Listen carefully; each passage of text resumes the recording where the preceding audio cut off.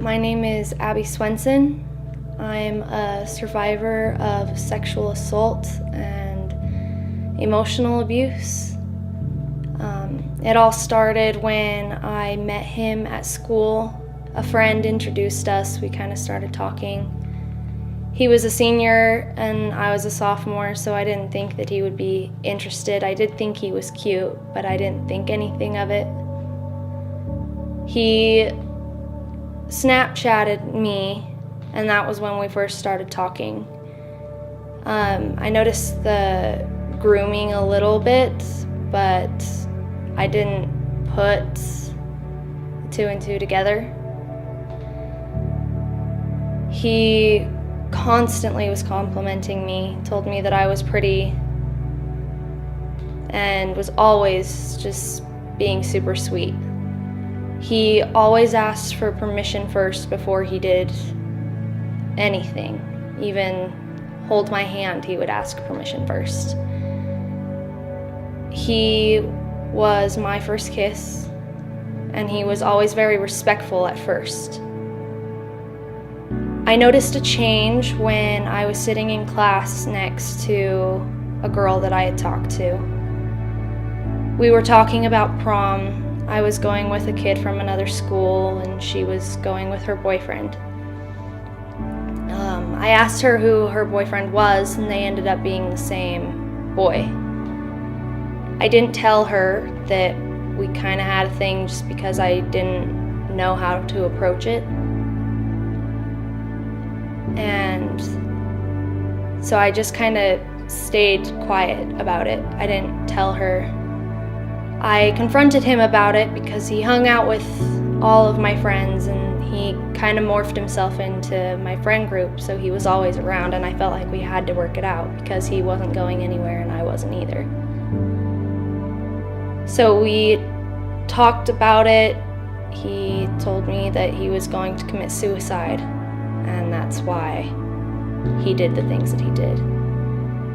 He said that I was the one thing that gave him happiness, and that if I left him, he would commit suicide. Feeling like you have a life in your hands is a lot of stress, and it consumed me. I constantly would try to make contact with him, make sure he was okay.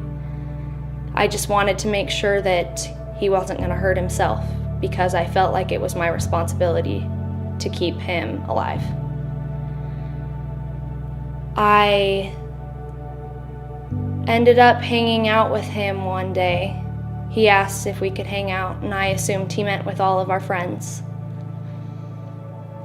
I realized that I was mistaken when I got in the car and it was just him. He drove to a park, and that was the first time that he forced himself on me. He took my phone from me. I used it as a cover-up so that I didn't have to confront the stress. I was always on Instagram or something. And that was the first time that things really got scary for me. After that, I told my friends never to leave me alone with him again. I felt dirty, and I didn't want to be around my family, because I felt like I was a bad influence and I wanted better for my siblings. We kept hanging out just because he was always around. I didn't tell anyone. I hadn't quite processed what had happened yet, until one day we were sloughing class.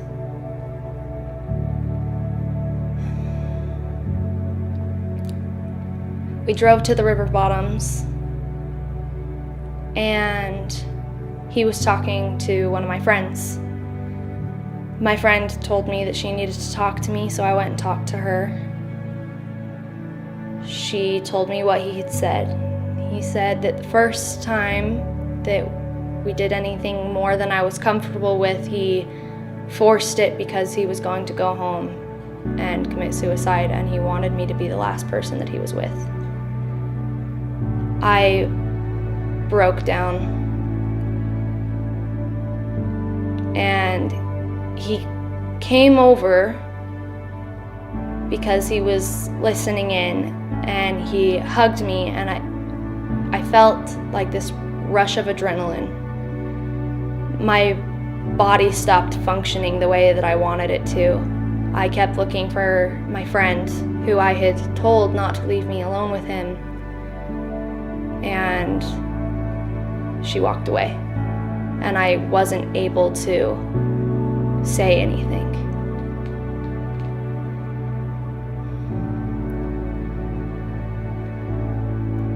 He took me into the bushes,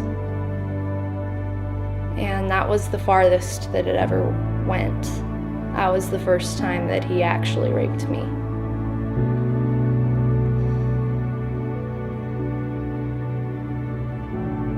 I didn't tell anybody. I didn't tell anyone till about 8 months after. By then it was too late to file a police report. We filed one, but they just interrogated him and he denied knowing me. The day that we stopped talking, I met another boy. He did the same thing, told me that maybe we should be dating now because we slept together. And I was still so manipulated, I didn't dare say it's not a good idea. I dated him for 3 months, and I was scared to tell my mom because she really liked him. And I was scared to tell anybody.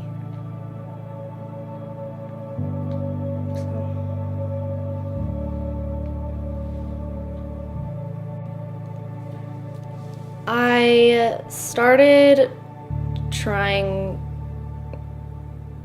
crazy ways to get him to break up with me because I didn't want to do it myself. I was scared that if I left, he wouldn't let me because I didn't agree to date him in the first place. I finally, it really hit me what happened. And I just cut all ties. I kicked him out of my house. I gave him all of his stuff. I told him not to come back. And that was when I really started to heal. I started writing a lot. I wrote a lot of poems.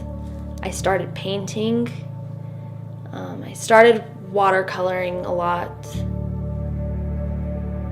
and I would just paint anything and everything. I was constantly painting.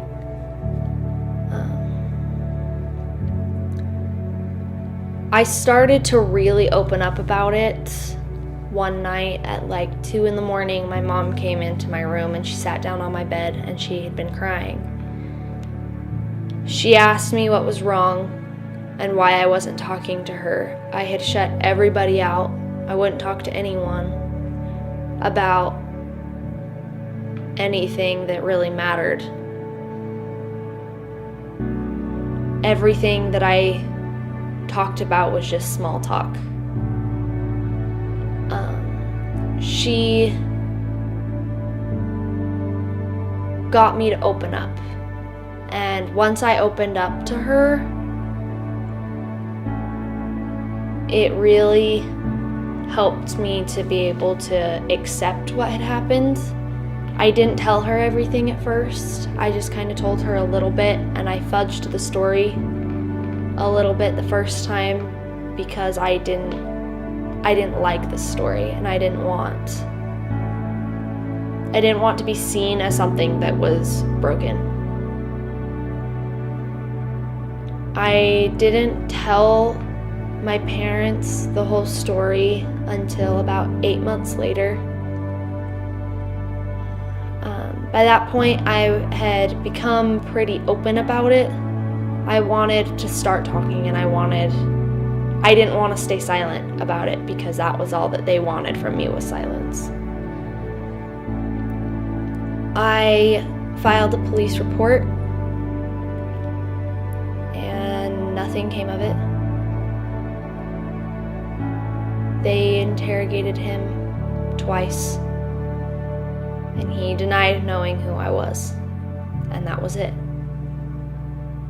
I didn't file a police report for the second relationship because nothing came of it for the first one. I didn't really trust the system.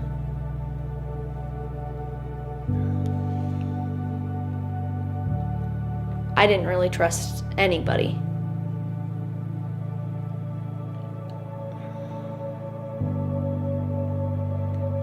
Once I became pretty open about it, we started doing therapy. I just talked to a family therapist. We did that for a while, but I wasn't quite ready to open up about it yet. It just made me really depressed to go. I would avoid it. There's a lady in our ward that specializes in trauma, and she started coming over. She does EMDR, it's eye movement, desensitization, and reprocessing. The way that it was explained was that when you're in shock, your brain doesn't process it, and so you keep reliving it, trying to process it. So it kind of just goes through everything and helps you really process what happened. It doesn't have as big as an effect on me anymore. I think it really helped with the acting out. I stopped going to school. I let my grades drop. And I became out of control.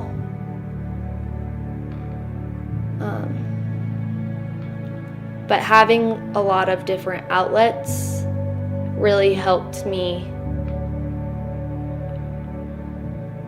to process what had happened and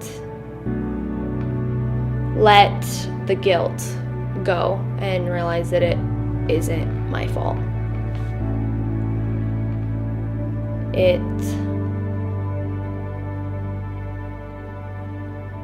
It just helped me let go of the stress that came from experiencing those things and feeling like I had to hide them. And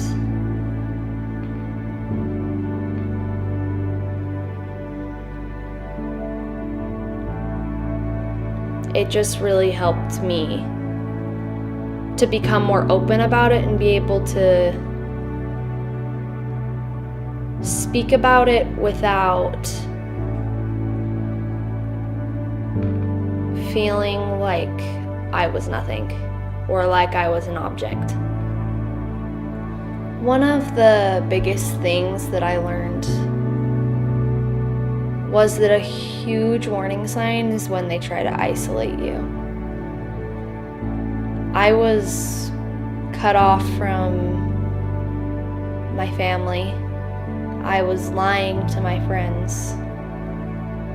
I had been completely cut off. You can't let them isolate you. Once you become isolated, it becomes a lot harder for people to see the changes in you. You might not notice it at the time, but if you don't isolate yourself, someone else might see the changes.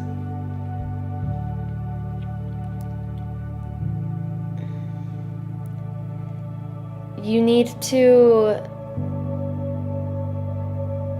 be able to find a way to not make yourself feel so guilty about it. For me, talking about it and telling someone exactly what happened, how it happened, and how I got into that situation, it just made it click that it wasn't my fault. I processed it while I was telling somebody what happened. And once I realized like what exactly had happened, all of the guilt went away. If you're someone that's going through something like this, whether it feel big or small, you're still important. Your story still matters. And it took me a long time to realize not to, like, even though my story seems so much smaller compared to other people's, that it still matters and it still makes a difference. And not to compare my story to other people's because it's mine.